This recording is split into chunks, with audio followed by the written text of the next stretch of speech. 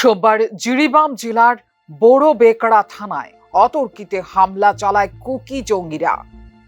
ওই থানায় শিবির করেছিল সিআরপিএফ জওয়ানরা।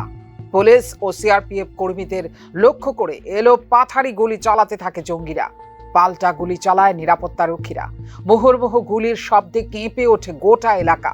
আতঙ্কিত হয়ে পড়েন স্থানীয় বাসিন্দারা। ভয়ে দরজা জানালা বন্ধ করে দেন তারা। টানা কয়েক ঘন্টা গুলির লড়াইয়ে 11 জঙ্গিকে নিকেশ করা হয়েছে বলে জানিয়েছে সিআরপিএফ। জঙ্গিদের ছোড়া গুলিতে এক জওয়ান প্রাণ হারিয়েছেন বলে উঠে এসেছে বিভিন্ন সংবাদ মাধ্যমে।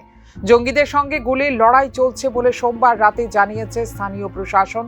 ফলে মৃতের সংখ্যা বাড়তে পারে বলে দাবি করেছেন মণিপুর পুলিশের এক শীর্ষ আধিকারিক। সন্দেহভাজন কুকি বিদ্রোহীরা জিরিবামের একটি থানায় দুই দিক থেকে ব্যাপক আক্রমণ শুরু করার পর শুরু হয় সংঘর্ষ। থানার পাশে অভ্যন্তরীণভাবে বাস্তুচ্যুতদের জন্য একটি ত্রাণ শিবিরও রয়েছে। হামলাকারীরা শিবিরকেও লক্ষ্যবস্তু করতে চেয়েছিল বলে দাবি করেছে পুলিশ। পুলিশ স্টেশনে আক্রমণ করার পরে সন্দেহভাজন কুকি বিদ্রোহীরা থানা থেকে 1 কিলোমিটার দূরে জাকুরাডোর করং একটি ছোট বসতির বাড়িঘরে আগুন লাগিয়ে দেয় বলেও জানিয়েছে প্রশাসন। গত 1 বছরেরও বেশি সময় ধরে জাতি হিংসায় উত্তপ্ত উত্তর পূর্বের পাহাড়ি রাজ্য মণিপুর।